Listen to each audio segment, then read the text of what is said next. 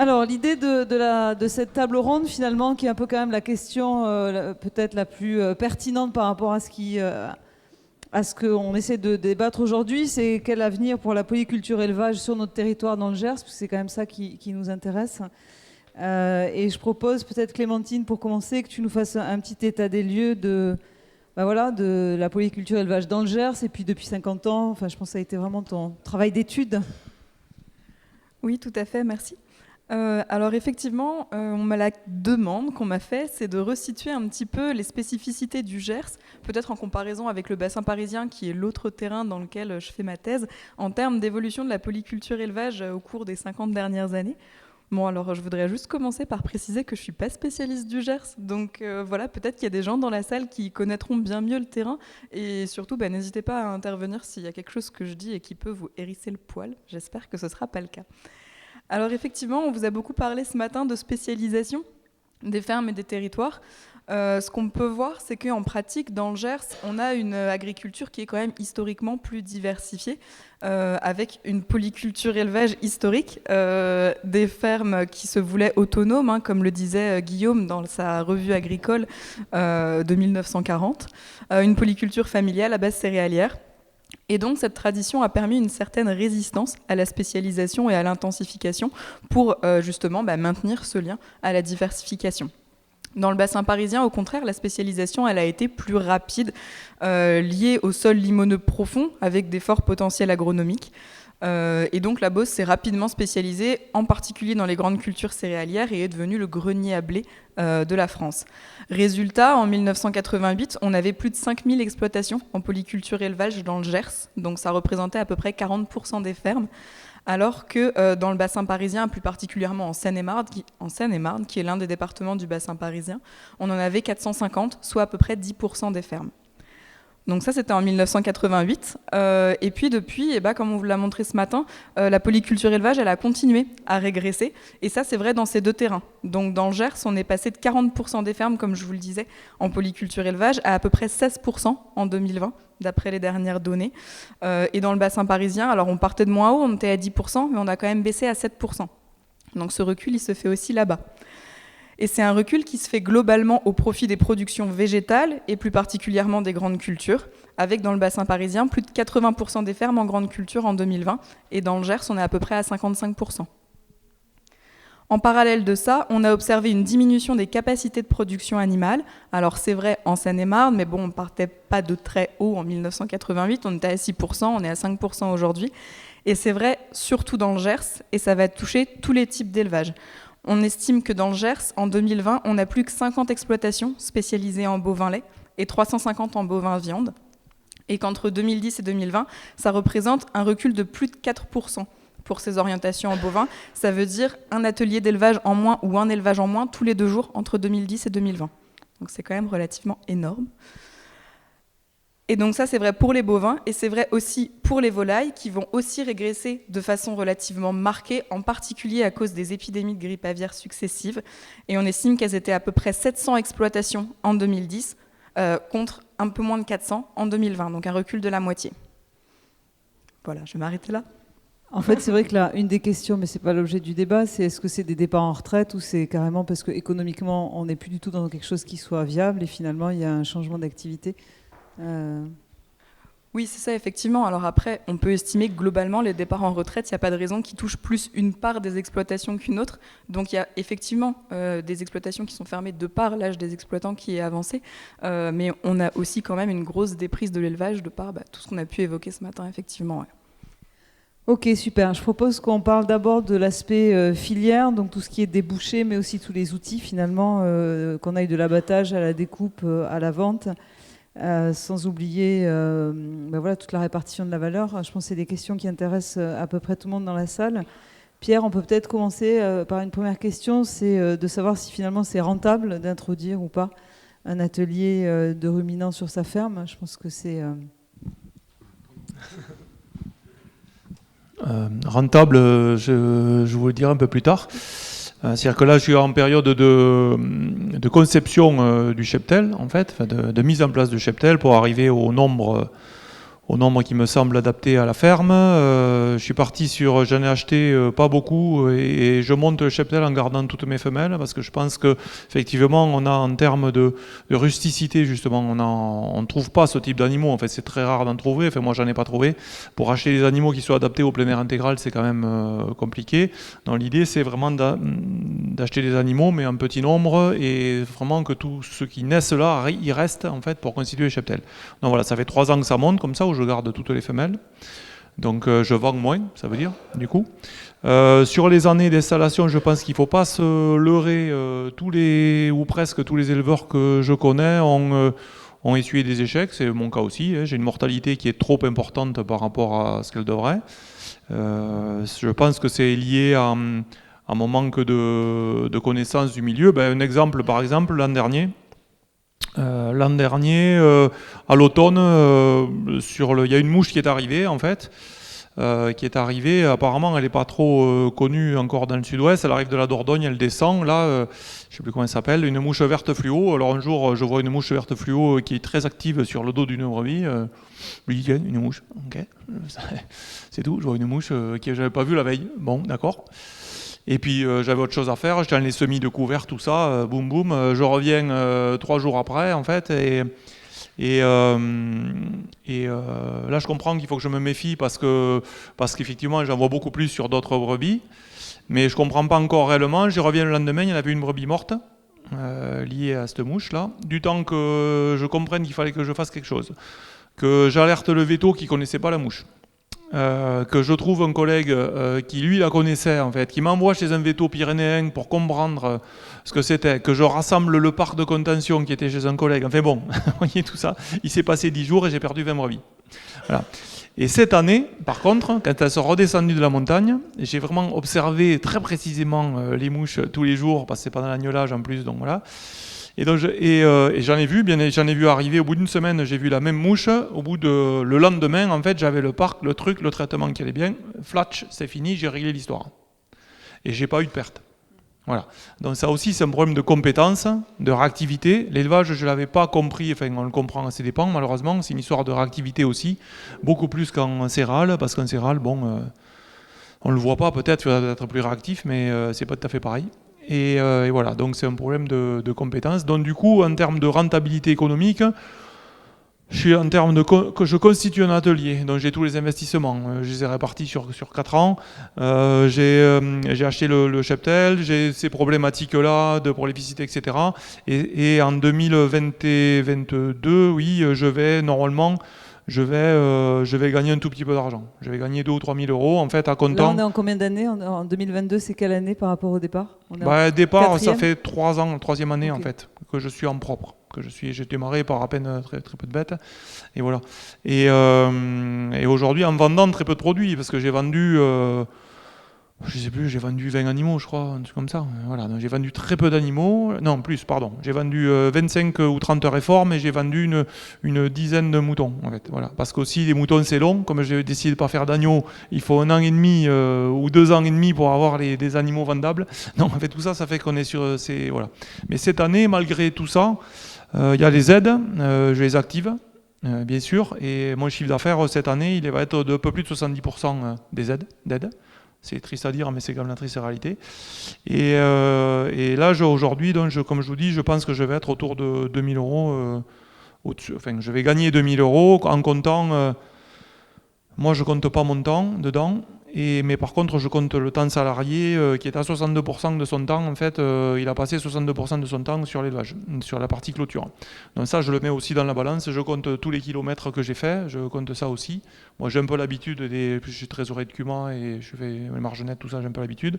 Donc je sais que le pick-up, il est à 33 centimes le kilomètre et que j'ai fait, je ne sais plus combien, 14 et quelques mille kilomètres.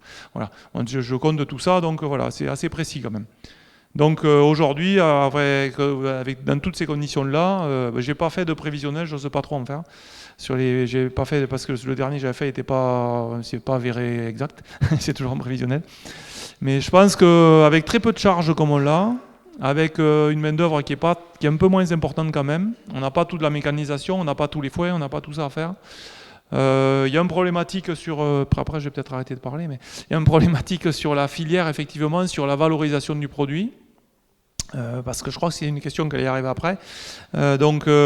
Effectivement, des animaux plein air, alors je ne sais pas comment tu les commercialises, mais des animaux plein air en mouton, en ovin du moins, on va avoir une coopérative, moi je suis allé les voir, ils m'ont dit non, ça ne nous intéresse pas. Parce que l'animal, il est trop rouge. Donc le boucher qui est habitué à une viande blanche, en fait, quand il a une viande rouge, ça lui pose problème, ça c'est compréhensible. Et en même temps, ils mettent un peu plus longtemps à grossir. Quand je parle d'un agneau, au lieu d'être à 5 mois, il est plutôt à 6 ou 7 en fait. Parce qu'il est à l'herbe et qu'il lui faut un peu plus de temps pour arriver. Donc là aussi, ça passe un peu moins bien sur les trucs. Donc, alors quand on fait du mouton, comme moi, là il n'y a pas de marché, c'est un vrai pari que je fais. Je vous ai dit qu'effectivement, je voulais monter le nombre de kilos vendus par animal. En fait, c'était un peu mon objectif de départ.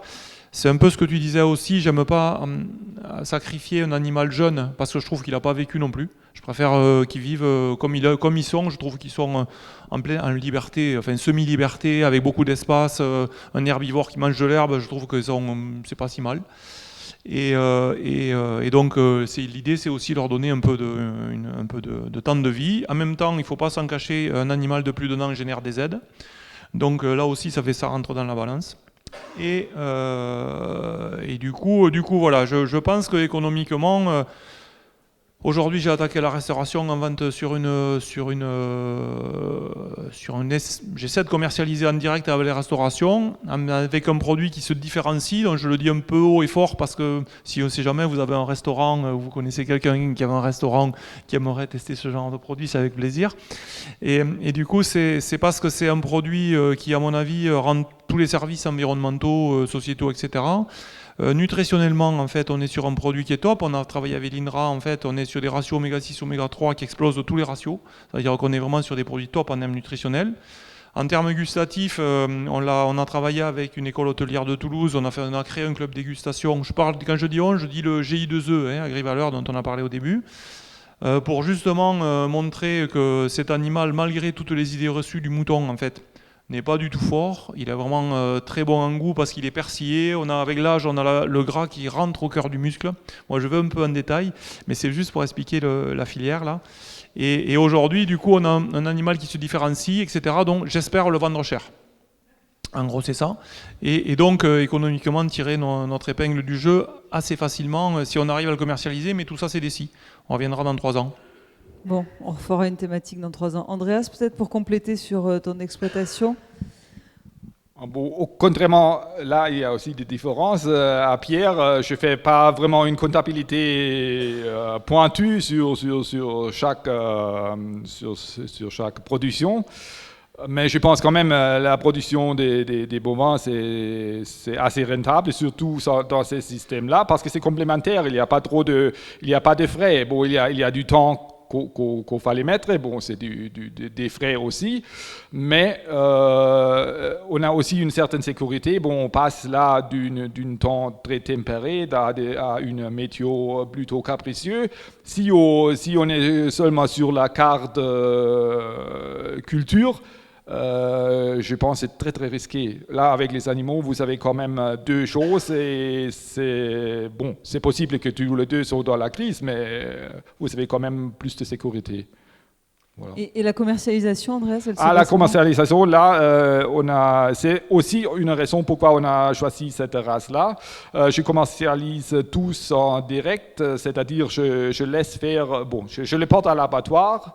L'abattoir envoie la carcasse à un découpeur. Lui, il me fait des petits colis où je prends des morceaux en vrac parce que mon épouse, elle a une petite épicerie à Estang.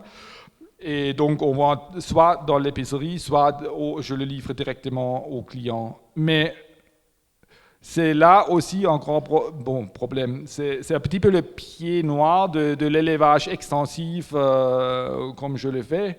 Vous arrivez, je ne vais pas vous les cacher, vous arrivez à l'abattoir et pour les bêtes qui sont élevées comme ça, c'est vraiment difficile. Une bête qui connaît stabulation, qui connaît qu'il y a du changement, qui connaît qu'il y a plein de monde qui passe, elle est beaucoup moins stressée, tandis que la mienne, parfois, c'est horrible. Et on était confronté au problème que tous les petits abattoirs, ça ferme. Bon, il y a Gimont qui était déjà trop loin, mais Condom, qui était un très joli abattoir, très folklorique. Je dois après, j'en ai eu le choix entre Auch et Agedmont. Mais je peux vous dire, Auch, je regardais 2 fois. J'étais une fois l'après-midi, une fois la matinée quand ils ont commencé à abattre. Et j'ai vu tout de suite avec mes animaux, ça va pas du tout. Hein, ça passe pas. Donc c'est vraiment cette mise à mort qui me gêne beaucoup parce que je leur permets une vie, je pense, assez correcte. Mais c'est au dernier moment où je loupe un petit peu la coche, parfois, je pense. Et ça, c'est vraiment quelque chose que j'aimerais bien changer. Ok. Loïc, on va parler un peu d'un autre volant, c'est plutôt les volailles, parce qu'il y en a quand même pas mal dans le Gers, et là, on a quand même très peu abordé la question de la volaille. Oui, c'est vrai que l'idée là c'était donc de faire plus un retour sur la partie monogastrique, puisque moi généralement je travaille beaucoup plus avec les volailles et les porcs au quotidien. Mais du coup ça tombe bien, on se complète puisqu'on est plus sur du ruminant avec les éleveurs présents à ma gauche. Si c'est pour refaire un petit peu plus le topo sur la filière, finalement, est-ce que c'est rentable d'installer un atelier de volaille ou un atelier de porc ? Ma réponse va être un petit peu biaisée, je vais dire ça dépend. Voilà, comme ça, une fois que j'ai dit ça, j'ai rien dit. Et j'ai tout dit. Oui, on va dire que globalement, l'avantage en fait, des ateliers monogastriques par rapport aux autres ateliers, c'est qu'ils ont une rentabilité beaucoup plus rapide. On va être un petit peu plus comme sur du lait, en fait, c'est qu'on va être capable de générer de la trésorerie beaucoup plus vite. Si on est sur des volailles, on va être sur des cycles beaucoup plus courts. Quand on va être sur des poules pondeuses, on va avoir une valorisation de l'œuf beaucoup plus rapidement. Ça va être encore un petit peu plus compliqué avec les porcs en fonction des ateliers qu'on va choisir. Est-ce que c'est des ateliers rentables ? En fait, tout se calcule. Globalement, on a des ateliers qui sont aujourd'hui sur le Gers sur des petits modèles qui vont de 50, 100 à 1000, même jusqu'à 3000 pondeuses, qui arrivent à être rentables à partir du moment où souvent en fait, ils arrivent à se gérer ou avoir une main sur la commercialisation. Voilà, j'essaie de vous faire ce retour plus par observation ou par les discussions que j'ai pu avoir avec les différents éleveurs ou les différents opérateurs. Donc souvent c'est un petit peu ça qui se passe et ça va être pareil en fait sur la partie volaille de chair. C'est-à-dire quand on arrive à reprendre un petit peu la main sur son atelier, à gérer cette partie commercialisation, on est capable d'aller chercher un plus de rentabilité sur le produit. Ça s'entend, donc du coup c'est souvent parce que aussi en amont on a des charges un petit peu plus élevées.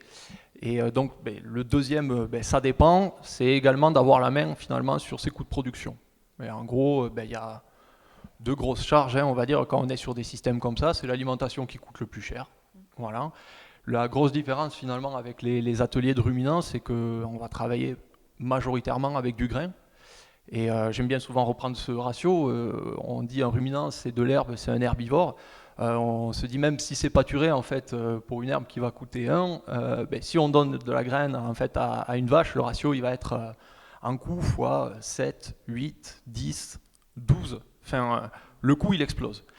En volaille, c'est plus compliqué. On ne les a pas encore bien adaptés à manger intégralement de la luzerne ou à pâturer. Cela étant dit, il y a des systèmes qui se développent et on essaye de travailler justement là-dessus. C'est-à-dire, c'est pas que ça pâture, ça pâturera pas à 100%, mais c'est capable d'aller valoriser des coproduits. En fait, ce matin, on l'entendait et c'est ça qui est super intéressant, c'est qu'il faut qu'elles aillent manger du coproduit, il faut qu'elles aillent chercher de la protéine, il faut qu'elles sortent, il faut qu'elles aillent consommer de l'herbe. Mais c'est souvent finalement dans les volumes ou dans les densités qu'on a des problèmes de répartition sur ces ateliers-là. Il faut avoir la main en tout cas sur ces coûts de production. Je trouve que c'est ça le plus important sur les ateliers pour qu'ils soient rentables et essayer d'avoir la main aussi sur la commercialisation. Mais là justement, est-ce qu'aujourd'hui, en 2022, c'est possible de dire qu'on a la main sur les coûts de production ? C'est-à-dire que depuis la guerre en Ukraine, enfin, je pense que toutes les matières premières, tout est en train d'exploser. quelle est la conséquence réelle pour ces personnes qui justement dépendent de l'extérieur pour pouvoir nourrir leurs bêtes. Il y a un enjeu énorme. On peut plus, enfin voilà, on peut pas. Oui, il y a un enjeu énorme. Le problème, il est multifactoriel. On donne plus ou moins des problèmes pour tout ce qui est augmentation. Automatiquement, en fait, quand on est sur de la production de céréales, on a de la mécanisation, c'est normal, c'est pareil, on produit de l'alimentation humaine. Si on essaye de passer du blé, du triticale, c'est pareil, on a de la mécanisation. Donc automatiquement, on a de l'énergie qui est utilisée, ça fait augmenter les coûts de production. Sortir ces coûts d'énergie aujourd'hui sur une exploitation, les diminuer peut-être, les sortir totalement, on n'y est pas demain. Voilà, en tout cas sur l'énergie fossile, où il n'y a pas encore de miracle qui a été inventé. Donc ça, c'est pas forcément évident. Après, est-ce qu'on a la main sur tout? Oui et non, on peut s'en produire déjà, ou retravailler à s'assurer la ressource localement. Voilà. Et c'est pour ça que je parlais de volume en fait aussi tout à l'heure, c'est que se produire la ressource localement, c'est valoriser les coproduits de son territoire, c'est retravailler si on n'a pas forcément la surface avec des céréaliers voisins. Voilà, pour moi, ça passe là en priorité, aller valoriser les ressources de son territoire. Et ça devient beaucoup plus compliqué en fait quand on va viser de l'export sur de l'indus. Puisqu'effectivement, là, on commence à créer du déséquilibre. Mais c'est un peu ce que je voyais ce matin sur les flux en fait. C'est ça le problème. Donc, qu'est-ce qui se passe avec la guerre en Ukraine? On a tout qui explose. Et en fait, ce qu'on remarque aussi, c'est que les coûts en bio, ils explosent, mais on a des discours qui des fois sont un peu différents. Donc, vous voyez le prix des blés qui augmente, pourtant on nous dit qu'il ne faut pas semer plus de blé parce qu'il y en a trop. Et à côté de ça, l'aliment explose aussi. Et en fait, aujourd'hui, ce qui se passe, en tout cas moi, ce que j'ai l'impression qui se passe, c'est que le cours du bio, puisque si on parle beaucoup plus bio, il suit le cours du conventionnel en fait. Et ça, c'est problématique. Puisqu'en fait, on n'est plus dans une démarche, le cours du conventionnel, aujourd'hui, il dépend des marchés à terme, il dépend des flux mondiaux, il dépend de l'énergie. Donc demain, en fait, vous faites de la volaille sur votre ferme, vous n'êtes pas capable de maîtriser l'ensemble des flux énergétiques de votre ferme, que ce soit sur la production de céréales, l'utilisation coproduits, tout ça, ça impacte. Donc, c'est pas plus facile non, de le maîtriser. Pour moi, il y a des solutions, ça s'appelle relocalisation de la production. Voilà. Et il y a un problème de toute façon qui est commun, c'est que de toute façon, tant qu'on trouvera après en fait de la viande industrielle ou qu'on cherchera à exporter ou qu'on cherchera à développer ces systèmes-là, autant qu'ils existeront, on ne pourra pas aller plus loin. Ça posera un souci. J'ai une autre question pour Pierre et Andreas. Finalement, sans les aides, est-ce que c'est jouable ? Clairement non, pas au prix de rachat, enfin pas au prix des produits actuels, non, il n'y a aucun doute là-dessus, quoi. Que ça soit, je pense, dans n'importe quelle filière, enfin il y a peut-être des filières qui sont un peu plus indépendantes par rapport à ça, mais l'élevage particulièrement, je découvre ça, est quand même très dépendant des aides, voilà, un peu plus que les céréales sans doute, et oui. Moi, dans ce que je crois voir. Et non, il n'y a pas de... À moins de multiplier par je ne sais pas combien le prix, ça se calcule, mais non. Presque pareil, sauf chez moi, je suis pas très, j'étais pas très fortuné avec tout ça, avec les aides, parce que je me installé au mauvais moment et chaque fois quand il y a un changement, je tirais la mauvaise carte. C'est-à-dire au début 2002, il avait l'installation des DPU, j'en ai une vache, donc j'en ai la prime pour une vache, j'ai pas fait des céréales, donc j'en ai une vache, DPU pour une vache. Après, j'en ai pris la décision, il y a des fameux trucs de la préfecture d'utilisation de terrain. Vous sera autorisé de déclarer du bois s'il y a des surfaces herbacées comme prairie permanent. Je le fais, super. Ils ont mis tout le DPU dans les bois, mais sauf le bois, c'est pas quelque chose de stable. Il a grandi, il n'y a plus de l'herbe ni rien, donc je ne l'ai plus pâturé. Donc j'en ai des surfaces que je ne peux plus déclarer comme permanent, mais quand même des DPU pour cette surface. Et donc, j'en ai plusieurs événements comme ça, tandis c'est peut-être assez spécial, je reconnais, et il faut vraiment dire, les aides, ça aide beaucoup. Je suis pas sûr, on va pas sur une future où ça change tout énormément. Mais bon, pour l'instant, c'est comme ça et ça aide beaucoup. Loïc, tu veux compléter sur les aides ou tu te rallies à la vie générale? Oui. Après, bon, il y a des ateliers qui existent et qui sont capables de générer suffisamment de marge en fait pour s'en passer aussi.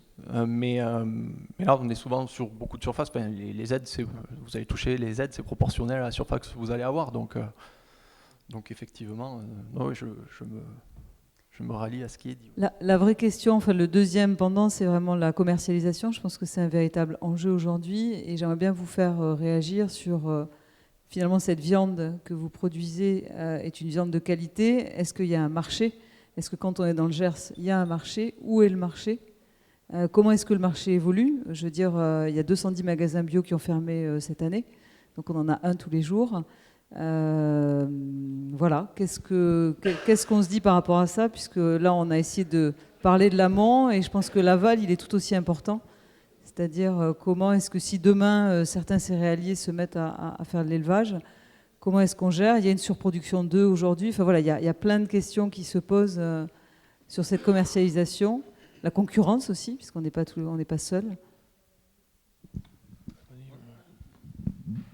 Après, sur la partie au vin, du moins, je crois qu'aujourd'hui, on est en manque d'ovins. Donc, celui qui rentre dans un système, pas intégré, mais enfin, qui est dans un système coopératif, voilà, avec un système aliment, tout ça, il aura peut-être des problèmes de coûts de production, effectivement, mais la filière est tracée et on en manque et les prix sont relativement soutenus par rapport à l'an dernier ou il y a 2 ans, quoi.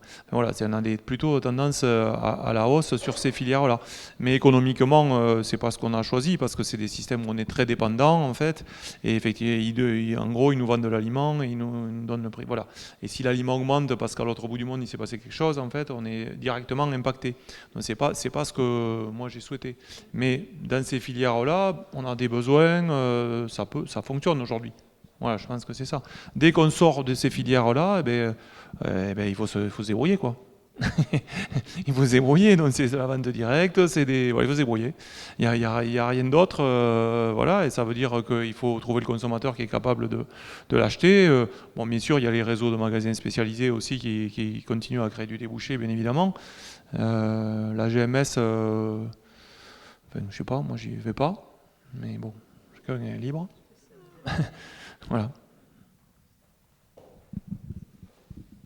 Bon, je crois pour de la viande de qualité, il y a toujours la place. Et je sens aussi pareil que c'est aussi une des raisons pourquoi j'ai pas totalement j'ai arrêté les porcs Gascons pour le moment, mais je compte le reprendre dans un futur. Mais ça que je veux changer, c'est de produire des céréales pour alimenter les porcs, parce que je le sens pareil. C'est fini. Quand je m'ai installé en 2002, on était même obligé de geler des terres parce qu'on en a des céréales chez la COP, la porte elle ferme plus. Donc on a produit beaucoup trop, on a doit réduire la production, mais ça c'est fini et on va plutôt vers une pénurie et je crois on peut dans un futur plus se permettre de produire de céréales que comme ça pour l'alimentation. Bon, c'est ça que je crois. Hein.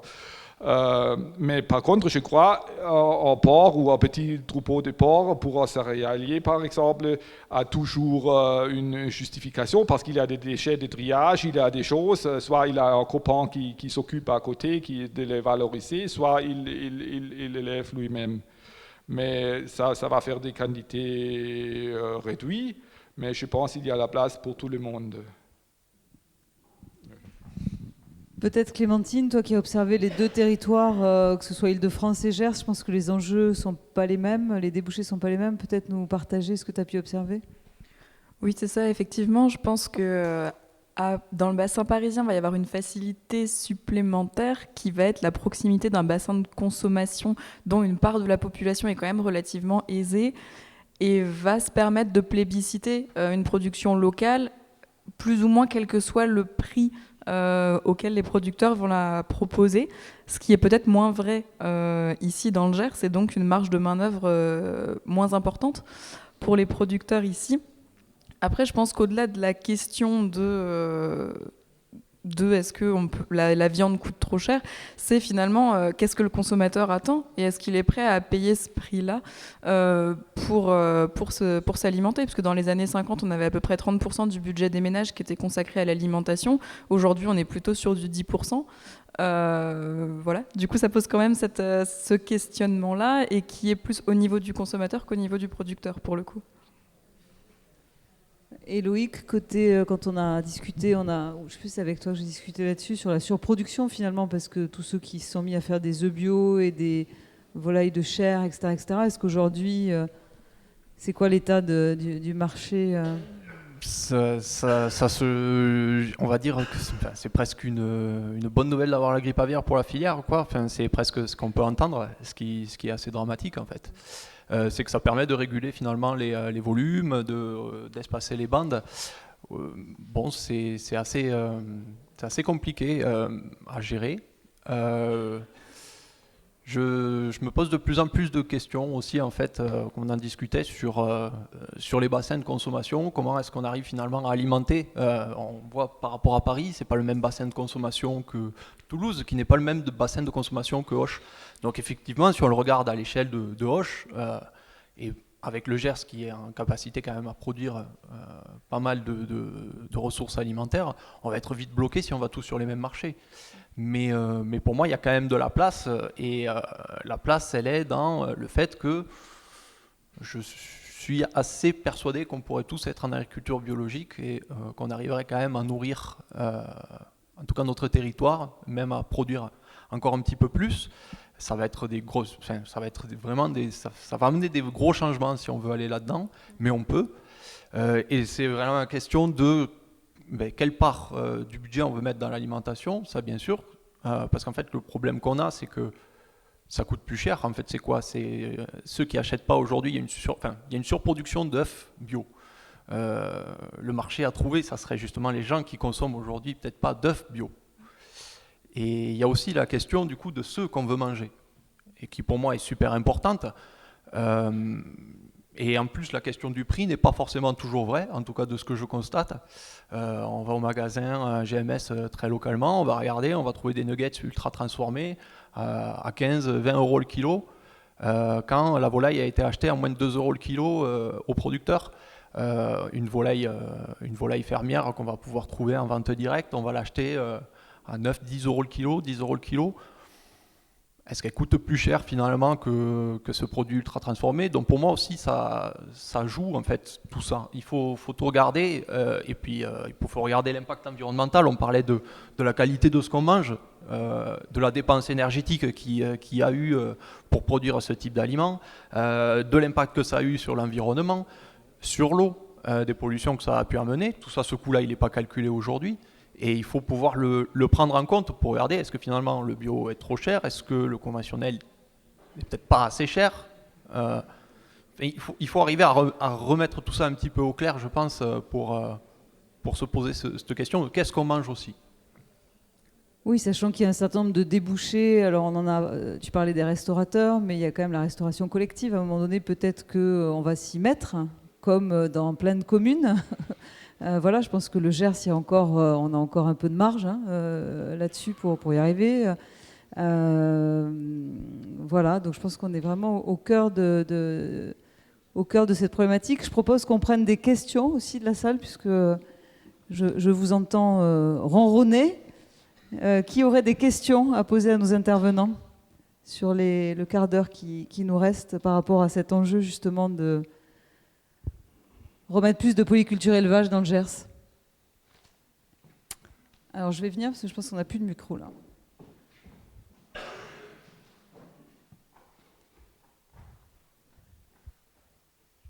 C'est par rapport à la dernière intervention de Loïc. Pour 1 euro, ça a été estimé aux États-Unis, en Angleterre, pour 1 euro dépensé dans le système alimentaire, tu génères entre 2 et 3 euros de coûts liés à la dépollution ou à la santé. Donc c'est à peu près ça l'ordre de grandeur. On a un énorme problème d'éducation.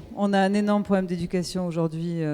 Après, je pense que c'est pas aussi évident pour des gens qui aujourd'hui ont clairement pas le portefeuille. Enfin, c'est ça qui est très compliqué aussi, c'est que comment est-ce qu'on bascule et se dire demain si on n'a pas le portefeuille pour consommer différemment, il faut aider à tout ça. Enfin, j'ai pas de solution concrète, mais. Alors, on va essayer de pas faire un débat dans la salle tout seul. On va essayer de partager avec tout le monde. Je dois pas être bien malin, mais si je comprends ton raisonnement, ça veut dire qu'aujourd'hui, le prix de la matière agricole conventionnelle, le coût réel devrait être multiplié par 3, comparé à du bio, qui aujourd'hui serait moins cher finalement. Donc, c'est pas un problème de pédagogie, c'est juste un problème de communication, du coup, de répartition. Pourquoi cette charge, en fait, elle n'est pas impactée sur le conventionnel, ce qui permettrait de montrer que finalement, le prix de l'aliment bio est moins cher que le conventionnel. Monsieur la DDT, là? Oui, moi je rejoins ce qui est dit là. C'est que quand on compare le prix du bio et le prix du conventionnel, c'est pas que le prix du bio soit trop cher, c'est que le prix du conventionnel n'est pas à son juste prix. Parce que le consommateur, il paye par ses impôts les nombreuses aides qu'on touche en tant que producteur, bio et pas bio, parce que les pas bio, on touche proportionnellement plus même que les bio. Et depuis 30 ans, ou depuis au minimum 92, oui, mais ça fait 30 ans. Donc mais la question, c'est que le consommateur de tout ça, il s'en fout un peu. Comment on va lui expliquer? C'est aux politiques qu'il faudrait expliquer ça. Ils n'ont pas besoin qu'on leur explique, ils ont d'autres raisons pour ne pas le faire. Mais c'est eux, parce qu'il faudrait, il faudrait que le pouvoir d'achat des consommateurs soit supérieur pour qu'ils puissent effectivement manger correctement. À force d'avoir voulu tenir les prix du panier de la ménagère, comme on dit, très bas, et en compensant ça par des aides, des subventions aux agriculteurs, ce qui a été fait là pendant de nombreuses années, il faudrait retrouver le juste prix. Quand Peugeot vous vend une voiture, si vous n'êtes pas d'accord pour la payer le prix qu'elle vaut, il vous dit va voir chez Dacia ou chez je ne sais pas qui. Et nous, c'est le contraire. Nous, on produit d'abord et on nous dit après combien on nous doit. Mais ça fait 40 ans ou 50 ans que ça dure. C'est là qu'il y a un problème. Et ça, comment l'expliquer au consommateur? Il s'en fout tant qu'il aura le SMIC au prix où il a le SMIC, et tant qu'il n'aura pas les moyens de payer plus cher, effectivement, il ira vers le moins cher. Et aujourd'hui, la foutaise supplémentaire, c'est HVE et compagnie, qu'on met au même rang que le bio, alors que c'est complètement rien à comparer. C'est qu'une foutaise politique pour verdir, c'est du greenwashing, c'est pour verdir, pour que le gouvernement puisse dire, ben, voyez tout ce qu'on fait pour l'agroécologie, regardez un peu toutes les mesures qu'on a pondues. Alors qu'ils n'ont rien pondu du tout avec le HVE et compagnie ou l'agriculture raisonnée et je t'en passe. Ouais. Alors moi j'habite un petit village de 4500 habitants à Agenmo dans les Landes. Et j'ai un copain qui est maraîcher bio, qui a 35 ans, qui depuis 10 ans vend ses produits bio sur le marché à Agenmo le mercredi et le samedi. Et puis tout d'un coup, il s'est rendu compte que les gens, ils passaient devant lui, ils ne s'arrêtaient plus. Et ils vendaient plus sur Agenmo. Il se demandait, mais qu'est-ce qui se passe là? Donc à un moment donné, il a interrogé les gens. Et les gens ont dit, c'est bio, donc c'est cher. C'est des gens avec qui il avait l'habitude de vendre avant, quoi. Il n'y avait pas de souci. Et du coup, il a sorti les standards bio et il a continué à vendre. Et les gens repassent. Alors c'est peut-être les Landais qui sont un peu couillons. Mais il y a peut-être ça, la petite musique du syndicat majoritaire français là, et des grosses centrales d'achat, c'est bio, c'est cher, c'est bio, c'est cher, c'est bio, c'est cher. Et on se heurte à ça aussi. Bon, après je suis désolé, j'ai remis des pièces, mais ce n'était pas forcément le sujet d'aujourd'hui. Je pense qu'il fallait discuter. On prépare le colloque de l'année prochaine, c'est ça? Non, mais je pense qu'il fallait discuter de cet aspect filière et on ne résoudra pas de toute façon le problème aujourd'hui. Mais ça, je pense qu'on va pouvoir quand même revenir après sur les sujets parce qu'il y a d'autres éléments qui peuvent être bloquants et des choses qui font qu'on peut changer. Aujourd'hui, c'était quand même plus aborder la partie réintroduction de l'élevage dans les systèmes, voir quel intérêt ça peut avoir derrière par rapport à l'agriculture biologique de conservation. Il n'y a pas forcément que la filière. Voilà, je ne sais pas si on voulait enchaîner après aussi sur d'autres problématiques, notamment celles liées au travail et au fait que c'est un petit peu pareil. Demain, tous commercialisés en vente directe aussi, ça veut dire de la main-d'œuvre, du travail, potentiellement aller abattre, aller découper. Donc, mais il y a aussi des solutions, je pense, à trouver, notamment sur la partie travail. Où il y a d'autres systèmes à inventer et je pense qu'il faut les mettre en avant, regarder ce qu'on est capable de faire sur la partie coût de production et il faudra travailler aussi sur la filière en parallèle. C'est mon avis. Sur la partie travail, main-d'œuvre, vous voulez commenter, sachant qu'il y a une partie dont on n'a pas trop parlé non plus, on parlait d'abattoir tout à l'heure et je pense que c'est un vrai sujet. Qui est au cœur. Moi, j'ai habité longtemps à Rambouillet. À 200 km, il n'y avait pas d'abattoir. Donc, voilà, où est-ce qu'on met le temps ? Enfin, ça rejoint le temps, le coût. Donc, peut-être sur le temps de travail, est-ce que vous avez des éclairages quand vous êtes passé à l'acte ? Quand on met un élevage sur une ferme céréalière, forcément, le temps de travail, ça change. Alors, on gagne du temps sur la partie céréale. Donc ça, il ne faut pas l'oublier, parce que l'élevage a permis de tailler un peu au cordeau les parcelles de céréales, c'est-à-dire que tous les trucs tordus où on passait du temps en fait assez improductif, comme je l'ai dit, ça a été mis pour l'élevage, donc on n'y passe plus de temps en mécanisation, c'est-à-dire qu'on est quand même beaucoup plus rapide sur la partie céréalière. Le travail du troupeau nous évite quelques temps aussi. Bon, pas beaucoup, mais sur du broyage, sur des choses comme ça, il nous évite quelques passages, même si c'est pas non plus énorme. Donc on a quand même ça qui joue, c'est surtout sur la restructuration du foncier en fait, qui fait qu'on peut gagner un peu de temps sur la partie céréalière, mais par contre effectivement sur la partie élevage, on a du temps à y mettre. Nous, on n'a pas augmenté le temps de travail. J'avais un salarié, j'ai toujours un salarié. C'est moi qui travaille un peu plus finalement. Voilà. Par contre, il y a aussi des systèmes d'élevage qui sont qui nécessitent plus de temps. Je pense que les systèmes toute herbe comme on fait là, ils sont quand même assez économes en temps, parce que finalement, on n'a pas toute la période des foins. Il n'y a pas 1h30 le matin, 1h30 le soir dans le bâtiment. Tout ça, ça y est pas. Il y a effectivement plus des animaux que l'on bouge, que l'on va la partie clôture, mais je vous l'ai dit, c'est une demi-journée par semaine et par troupeau, donc ça fait une journée par semaine. En gros, la partie clôture.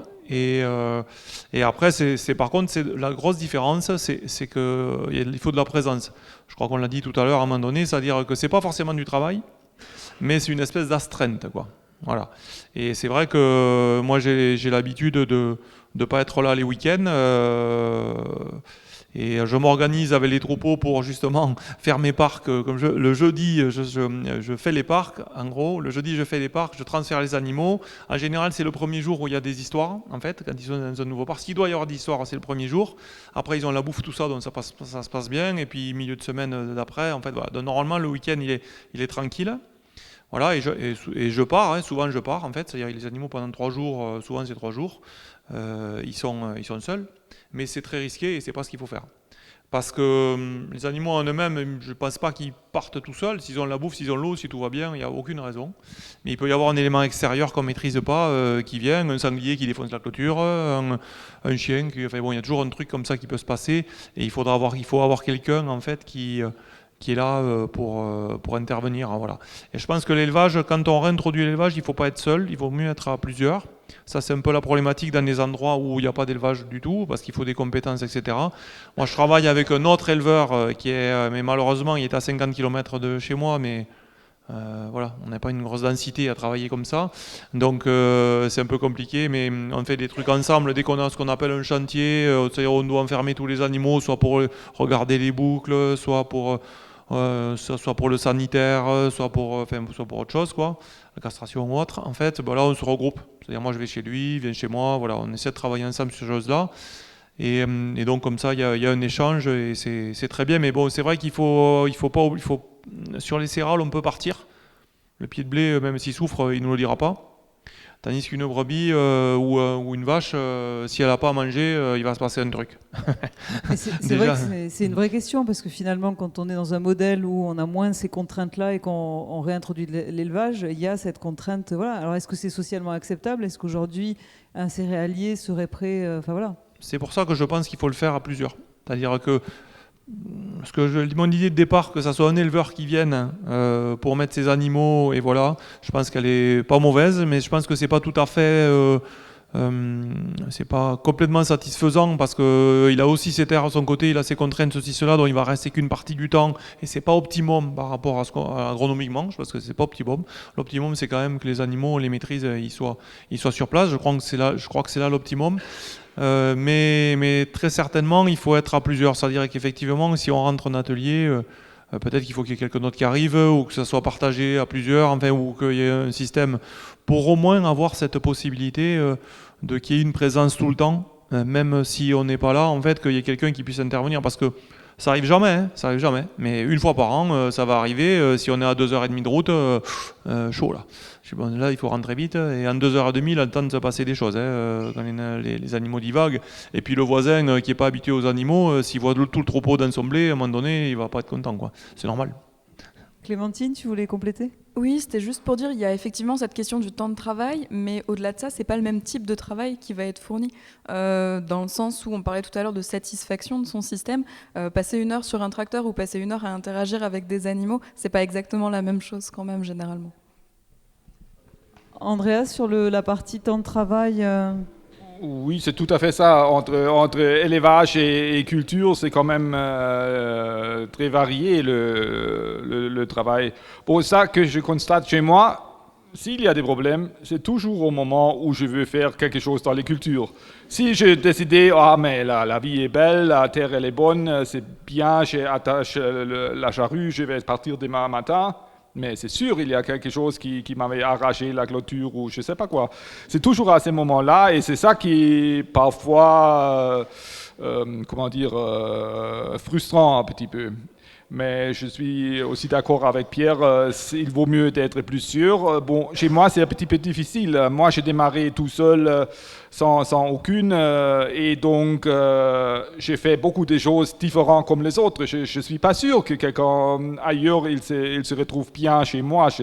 Je dis ça parce que j'ai maintenant le fiston qui va le fils qui va au Sville pour faire un BTS. Il est rentré, il dit, mais papa, pourquoi, si tu laboures, pourquoi tu les fais comme ça, comme ça, comme ça? Je dis, je sais pas. J'ai acheté la charrue chez le voisin, il m'avait dit, mais quand tu commençais à labourer, tu me dis, et je vais te le régler. Je lui ai téléphoné, il n'était pas là. Donc, j'ai commencé à labourer. Bon, j'ai fait des choses peut-être parfois au bout du champ bizarres pour un agriculteur normal. Après, bon, on les retourne pour, bien entendu, pour une année. Il faut que ça soit assez joli, mais bon, je ne suis pas... Voilà. Loïc, je pense on voulait évoquer aussi le fait que pour finalement réduire le temps de travail, c'est un investissement matériel qui serait une des options. En tout cas, ça veut dire que c'est la seule option. Voilà. Ouais, qu'est-ce qui coûte cher en fait finalement dans l'élevage et pourquoi c'est les investissements de départ, en fait, aussi ont un impact sur les systèmes, que ce soit sur le démarrage du cheptel, je ne sais pas du coup si c'était justement pris en compte, mais l'achat des reproducteurs, ça va être potentiellement de mettre en place un bâtiment, ça peut être tout ce qui va être clôture, voilà, il faut forcément le réfléchir en amont et ça demande des investissements, c'est sûr à mon avis que c'est un frein. Il y a des solutions du coup pour que ça coûte moins cher, c'est ça l'avantage, et une réflexion sur les investissements en amont, c'est quand même je pense un vrai gage de réussite. Il y a des éléments en fonction du système qu'on choisit qui font qu'on va quand même pas lésiner sur certains achats. Voilà, on disait, si vous travaillez sur du plein air, il faut des clôtures et il ne va pas falloir lésiner sur le prix des clôtures si vous ne voulez pas aller chercher les moutons, tous les animaux, les moutons, les volailles, les porcs, si vous ne voulez pas constamment aller chercher à droite, à gauche chez le voisin. C'est sûr, si vous partez sur du plein air, il faut pas lésiner sur certains investissements. Donc ça, c'est sûr que c'est forcément un poste de dépense qui doit se faire en amont. Après, gagner du temps, ben oui, c'est sûr que ça amène du confort. Par exemple, je ne sais pas comment vous le voyez. Je ne vais pas dire de bêtises non plus, j'ai pas d'élevage, donc je ne vais pas raconter n'importe quoi. Mais c'est sûr qu'avoir peut-être un bâtiment un petit peu plus fonctionnel, un jour où il fait bonne pluie, moins 10 degrés dehors, qu'il faut aller soigner les animaux, enfin, peut-être qu'avoir un petit peu de confort de temps en temps, c'est sympa. Mais automatiquement, ça veut dire un hangar, ça veut dire potentiellement de quoi pouvoir distribuer la nourriture si on a pas mal d'animaux, donc ça a de l'argent, mais je ne sais pas ce que vous en pensez justement. Vous. Bah là, on a des choix extensifs, enfin on a des choix qui sont, voilà. Donc je pense qu'on en a largement parlé, sauf si Pierre, tu veux compléter, puis après on va clôturer. Après, c'est un travail qui change, hein. C'est-à-dire quand on est céréalier, qu'on passe polyculture élevage, on a un métier qui change. Il faut qu'on apprenne un nouveau métier. Donc il faut s'investir. Il y a un investissement en temps important et en mobilité d'esprit, je ne sais pas qu'on peut le dire. Mobiliser un peu toutes ses ressources, toute son énergie là-dessus. Et je suis d'accord avec toi, hein, quel que soit le système, en fait, il faut essayer de ne pas se tromper sur le matériel. Et c'est très important l'ergonomie, je pense. Nous, enfin, juste là, on a acheté un parc de contention. Un parc de contention, c'est un parc qui est capable de contenir, donc de regrouper tous les animaux. On les fait passer dans un couloir, une porte au fond, en fait, juste pour pouvoir faire le job qu'il y a à faire sur les animaux, quoi. Et ça, on a acheté un truc qui vaut 10 000 €. Je dis parce qu'on est plusieurs à l'avoir acheté ensemble, mais c'est top, quoi. C'est en aluminium, c'est léger, ça se porte tout seul, la porte, ça nous permet de faire aucun effort. Voilà, on peut manipuler les animaux sans effort, et ça je trouve que c'est très important. Enfin voilà, c'est quand même, voilà, je pense que c'est ici, et du coup on le fait comme le quad avec les clôtures. Avant j'étais en filet. En filet, en fait, je ne sais pas si vous connaissez, j'ai réussi à une photo à un moment donné, c'est des filets style filet à mouton, mais électrifiés, en fait, qui font 50 mètres. Et le fait de les poser, il faut les porter un petit peu, tout ça. Même si j'avais au quad, je portais les filets avec un GPS pour les poser tous les 50 mètres pour ne pas avoir à marcher le maximum, etc. En fait, il y a beaucoup plus de manutention, et du coup, le jour où on a moins envie, en fait, on ne le fait pas. Donc du coup, les animaux, ils sont un peu plus sur les parcelles, donc ils dégradent un peu plus, ils vont tasser davantage, ils vont esquinter un peu plus, ils vont avoir un peu plus faim, donc on a un troupeau qui peut s'échapper beaucoup plus facilement parce qu'il a faim. Voilà, c'est tout ça en fait. À partir du moment où on prend du plaisir, où c'est facile, qu'on porte rien, que c'est etc. En fait, on va faire des parcs. Là, comme en ce moment, je vois sous les pruniers là avec le système là. On fait des parcs, on passe vite parce qu'en fait, voilà, et en théorie, il y a zéro raison qu'il y ait un problème, quoi. Parce que justement, c'est ergonomique, c'est facile, c'est ceci, cela, quoi. Ça, c'est vrai que c'est très important, mais le travail change. Je voulais parler de ça parce que, moi, je préfère le travail que je fais aujourd'hui. C'est dommage, je ne l'ai pas découvert avant. Parce que je fais moins de tracteurs, je vous l'ai dit, puisque les surfaces ont été recalibrées, enfin voilà, etc. Et en même temps, le contact avec l'animal, tout ça, c'est complètement différent. On est beaucoup plus dehors. On est vraiment beaucoup plus dehors. Près tous les jours, je suis dehors à faire le tour des clôtures, à voir si tout va bien, en fait, etc. Et c'est vraiment un métier qui change. Au lieu d'être tout le temps dedans, en fait, dans un tracteur, dans un bâtiment ou dans un atelier ou je sais pas quoi, ou juste être dans la cour, en fait, là on est vraiment tout le temps dehors, enfin très souvent dehors, et on choisit en fonction de la météo. C'est mercredi qu'il fait beau et c'est mercredi qu'il fait les clôtures. C'est rare que dans la semaine on n'ait pas quand même une ouverture. Et après, effectivement, ce déplacement des animaux, etc., je trouve que c'est, Félix en parlait un petit peu ce matin aussi, je trouve qu'il y a un rapport avec l'animal, il y a un rapport avec, voilà, qui est très différent et très sympa, vraiment, ça a amené beaucoup. Mais il y a cette histoire de l'astreinte, hein, ça je suis d'accord, enfin, sur le temps, il faut régler ce problème-là. Alors ça peut se faire dans un deuxième temps, hein, ça peut se régler, voilà, mais c'est quand même quelque chose à réfléchir assez vite pour pas, voilà, que ça soit vivable, quoi. Merci. Je propose qu'on fasse un dernier tour de table. Peut-être chacun soit nous, voilà, par rapport à cette question de quel avenir pour la polyculture élevage sur notre territoire. Est-ce qu'il y a un chantier prioritaire, une idée, quelque chose que vous voudriez partager avant que l'apéro paysan ne s'ouvre ? Bon, pour moi, personnellement, je l'ai déjà dit, le chantier priorité, c'est d'essayer de trouver une réponse adéquate à la question comment je mets à mort mes bêtes. Bon, c'est peut-être un petit peu un sujet pas trop joli, Mais si ça c'est pas solu satisfaisant, c'est vraiment le pied noir de l'élevage. Et il faut qu'on trouve des solutions parce que, bon, regardez avec les porcs par exemple, j'étais d'abord à Condom. Après, maintenant, si je produis des porcs, je devrais aller à Boulogne-sur-Gesse pour les abattre. Ça fait 100 km, retour 200 km. Après, je peux le découper à 600, c'est une très jolie structure, mais sauf elle est à 80 km, donc ça fait 160 de plus. Ça fait 360 km. Ça, c'est la production locale. Imaginons quelqu'un a un camion rempli avec des porcs, il peut aller jusqu'à Amérique du Sud, il va faire le même kilomètre par kilo. Hein. Il n'y a pas d'abattoir à la ferme disponible dans votre coin en fait. Ah, mais c'est des questions, oui. On est un petit peu en train de creuser cette question, mais c'est pas tellement facile. Parce que, bon, déjà, ça dépend de l'espèce, bien sûr. Au niveau des porcs, ça me semble possible, mais il y a des contraintes administratives. Au niveau des bovins, c'est plutôt de découpler le acte, pour moi personnellement. Hein. Je ne crois pas trop au niveau des bovins à des abattoirs mobiles. Ils sont, à mon sens, faits plutôt pour des grosses structures qui abattent 20, 30, plus bovins à la fois. Si c'est une fois par mois une bête chez moi, on ne peut pas amener l'abattoir chez moi. Donc là, il faut plutôt penser de découpler l'acte de mise à mort et le travail de la carcasse, c'est-à-dire on va tuer l'animal sur la ferme avec une balle par exemple, la saigner et transporter, excusez-moi, c'est pas très joli, hein, la transporter à l'abattoir pour la faire travailler. Il y a des solutions, il faut y réfléchir. Je pense si on agit intelligemment, on va arriver de faire quelque chose. N'empêche, il faut quand même des structures abattoirs assez répandues. Parce que bon, si on est ici à Pesson et on tue une bête, on est très vite à Auch. Bien entendu, chez moi, ça fait 70 km.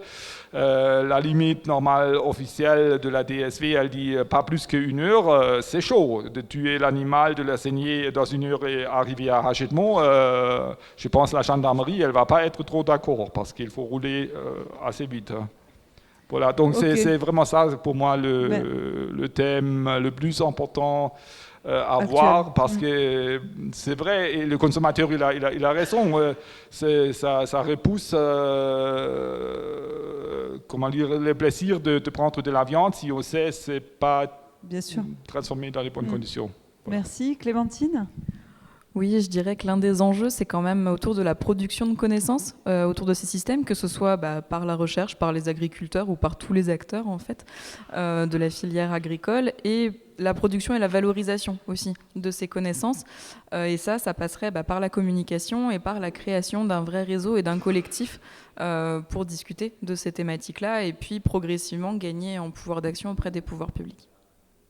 Merci. Loïc ? Je dirais la relocalisation des filières de manière forte et drastique. Mais bon, en bio quand même, on n'est pas forcément... Enfin, on a déjà une réflexion là-dessus parce que sinon les coûts de production explosent. Mais avoir un travail couplé sur cette relocalisation des filières, sur ce côté énergétique. Bon.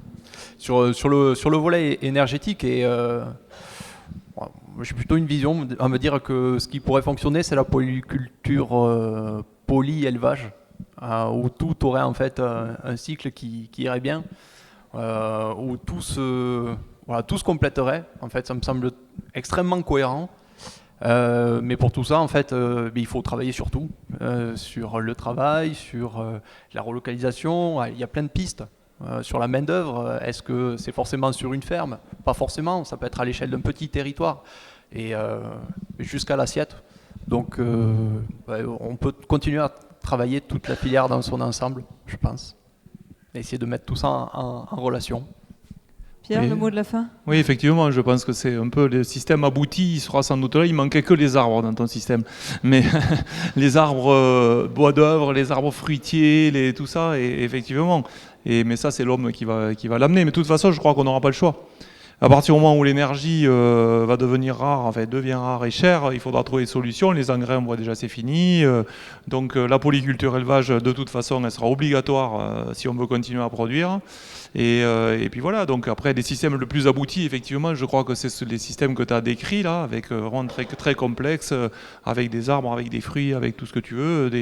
Et par contre, ce qui manque, effectivement, je crois cruellement, c'est la partie filière, en fait. La partie filière, il y a bien sûr tous les outils qui manquent. Donc ce que disait Andreas, c'est tous les outils, on n'a pas d'outils là. Enfin, très peu, ils sont très éparpillés. Et la partie filière, parce qu'aujourd'hui, celui qui veut passer en polyculture élevage, il est sur un produit que personne ne veut. Et donc, il est obligé de se débrouiller le commerce. Et ça, c'est encore notre métier, c'est une couche supplémentaire à se rajouter. Et ça, c'est à partir du moment où on va tirer le commerce, en fait, tout va suivre sans aucun problème, parce que l'économie va nous pousser à faire ça. Et si derrière, on peut vendre les bêtes, il y aura zéro problème, quoi. Parce que c'est vrai que l'élevage à l'herbe, en termes de... Je vois, moi, tous les éleveurs que je connais, là, avec que je côtoie, des montagnes et tout, là, en fait, ils parlent que d'une chose. Ils parlent des coûts qui ont explosé cette année, leurs coûts de production, la paille qu'ils importent, le pétrole, l'aliment, enfin, tout ça. Et enfin, je vois sur les systèmes herbagers comme les nôtres, moi, j'ai 30 litres par mois, quand même, hein, 30 litres d'essence à mettre dans le quad. Et puis voilà, même si c'est multiplié par 10, ça ne va pas remettre en cause mon itinéraire, ma production. Je ne vais pas du tout remettre, même si c'est le pétrole multiplié par 10. Donc je crois que voilà, c'est des systèmes les quads assez solaires, résilients. ça n'existe pas. Les quads solaires, ça n'existe pas. Les quads solaires, peut-être ça existera un jour. On en a pour quelques décennies. Ça, il suffit d'y mettre un moteur électrique, effectivement, peut-être. Mais... Voilà. Ok, super. Merci beaucoup à tous les quatre de cet échange.